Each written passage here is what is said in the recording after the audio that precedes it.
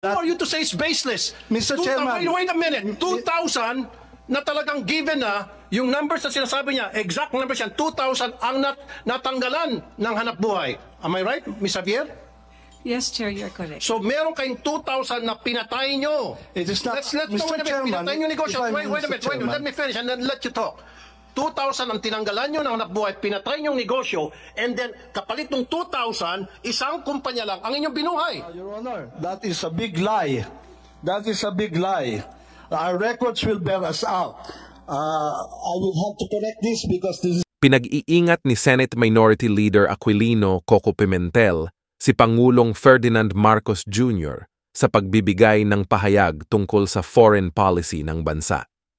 Ito ay makaraang batikusin ng China ang ginawang pagbati ni Marcos sa nahalal na Pangulo ng Taiwan na si Lai Ching. Ayon kay Pimentel, dahil may pinasok tayo na One China policy, dapat na patuloy natin itong sundin at kilalanin. Yes, mag-ingat. Also because we, PH, chose to adhere to the One China policy. That's our own decision. Hence, our actions must match our official positions. Ani Pimentel. Una rito, ipinatawag ng Foreign Ministry ng China ang ambassador ng Pilipinas sa nasabing bansa makaraang hindi magustuhan at kondenahin ang ginawang pagbati ng Pangulo sa nahalal na Pangulo ng Taiwan. Nagbabala rin ang China sa Pilipinas not to play with fire o huwag makipaglaro sa apoy matapos ang naging pagbati ng Pangulo.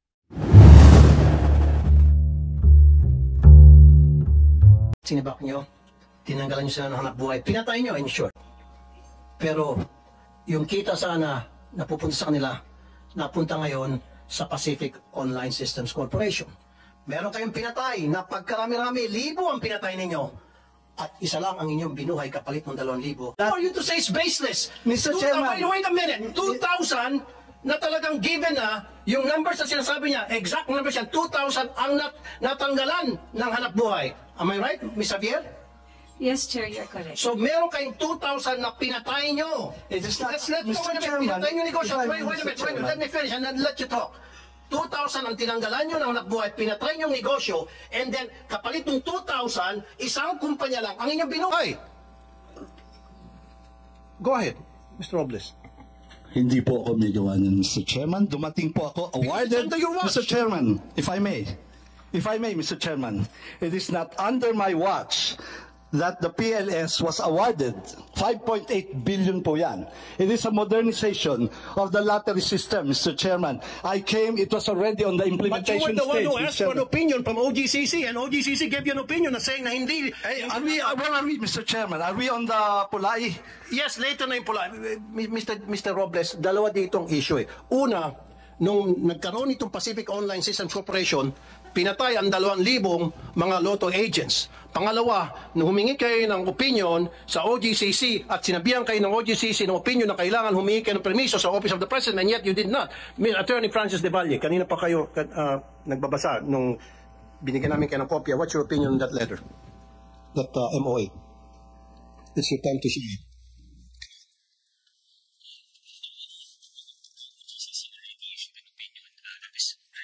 The subject of this discussion. The opinion speaks for itself, Your Honor. I might be misquoted if I make an interpretation. So, no, you're an attorney, you're a lawyer. You should know better. Pwede ka magsalita. Yes, exactly. On behalf of the OGCC and in reference to this letter or opinion issued by the office where you present. Exactly, Your Honor. With all due respect, my training would tell me that the document speaks for itself. Okay. When you say the document speaks for itself, meaning? The opinion, Your Honor, that was issued by the Office of the Government Corporate Counsel, Your Honor.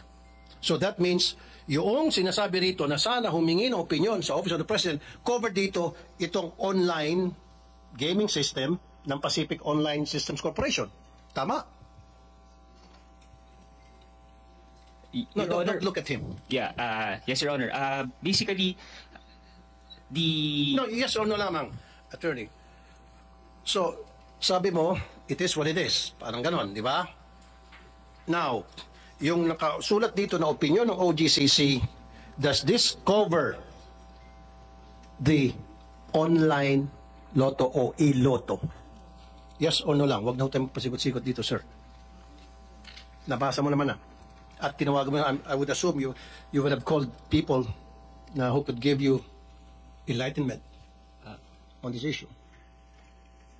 Yun ang gusto kong tanongin. Kasi sinasabi ni Mr. Robles, magkaibang laro. At itong dokumento kasi ito, galing sa OGCC. So kaya binigyan kita ng kopya para basahin mo at pagkatapos, come up with your own opinion, being the lawyer of OGCC, and at the same time, make some phone calls. Do it right now. Open pa naman siguro opisina, 2 o'clock pa lamang. Call. Your Honor, the signatories of that opinion is currently in a meeting with the Department of Justice. Okay, sige. Wala yung mga signatories. But, make some phone calls, and kung kinakalang, basahin mo yung mga libro ninyo dyan sa OGCC, mag-utos ka na basahin kung ito ba ay tumutugma. Yung mga, ito bang nakasulat dito, tumutugma doon sa mga libro ninyo.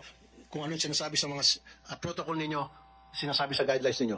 So again, I would like to make it short. Tama ba yung sinasabi ko na itong sulat na ito, opinion na ito, it covers the iloto. Yun lang yun. Yes or no ka lang. Sabi mo kasi kanina, it is what it is. Meaning, kung ano yun nandyan, yun na nga yun.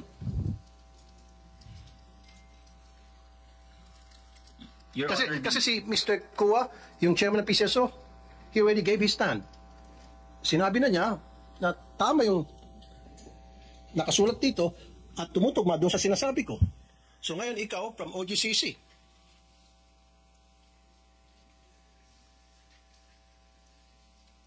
Kasi itong dokumento to galing sa inyo eh.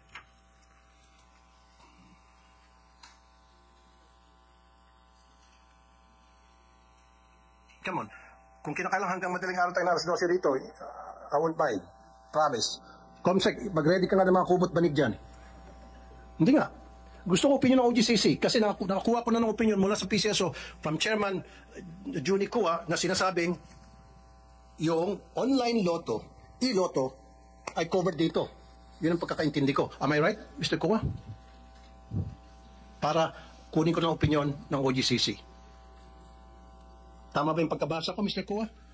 Was it plain and simple? Na yung nakasulat dito, covered na yung iloto.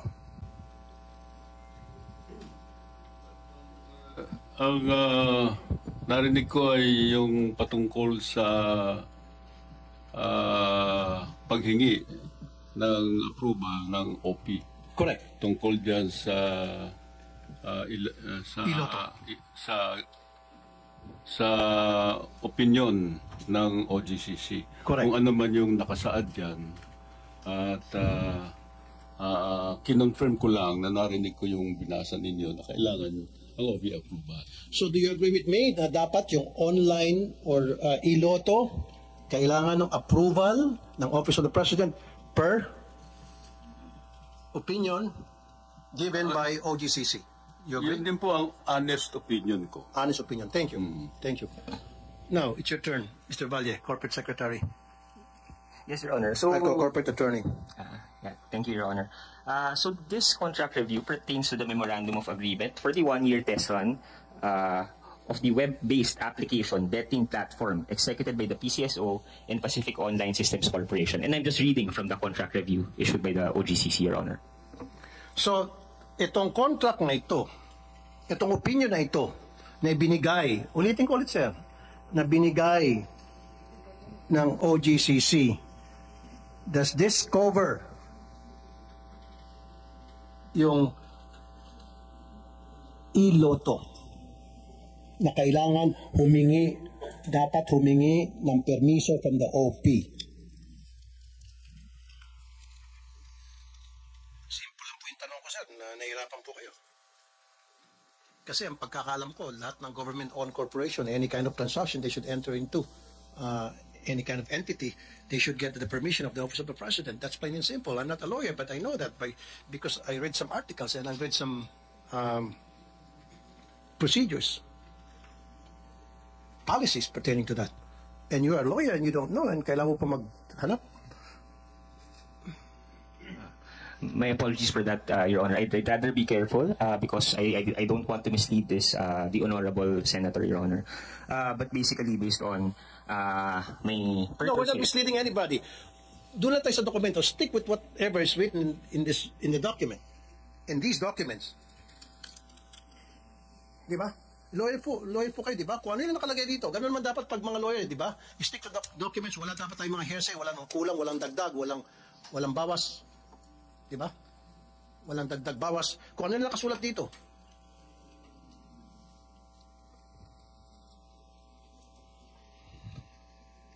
Basically, the opinion has 4 points, Your Honor. Number 1, that the procurement of WABP pertaining to the Memorandum of Agreement that was given to me is within PCSO's mandate. Second, that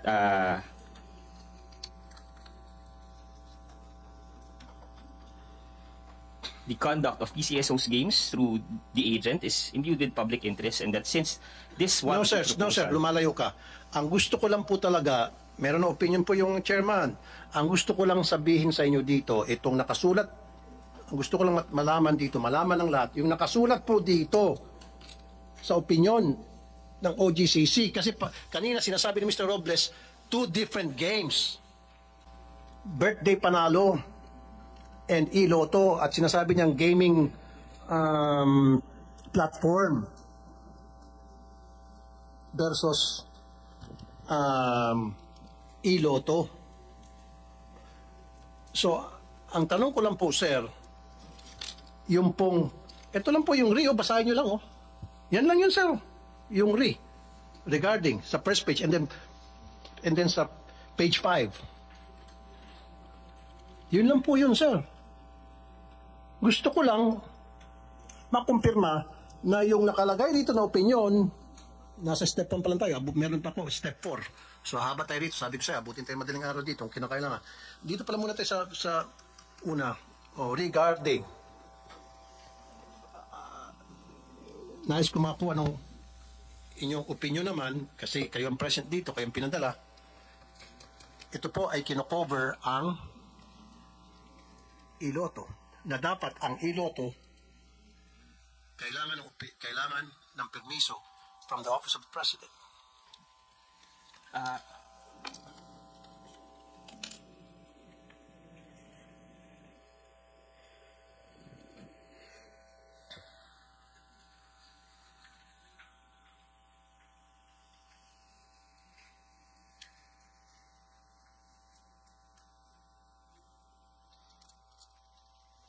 Your Honor, Maybe under Corporate paragraph Secretary next time, patawag